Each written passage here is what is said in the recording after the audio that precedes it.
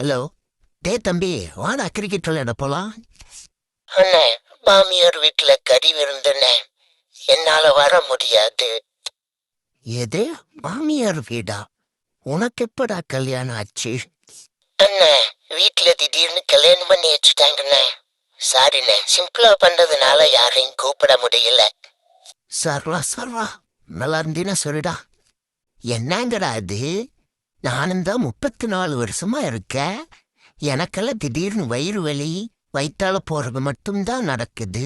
வேற ஒண்ணுமே நடக்க மாட்டேங்குது. கூடவே சுத்துறோம்.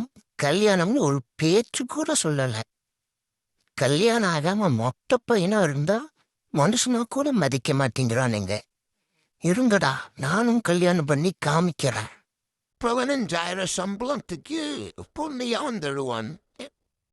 டே தகப்பா, ஏதாவது பாப்பாத்தியோ ராசாத்தியோ பல்லு போனதோ போகாததோ முதல்ல கல்யாணம் பண்ணி வைடா.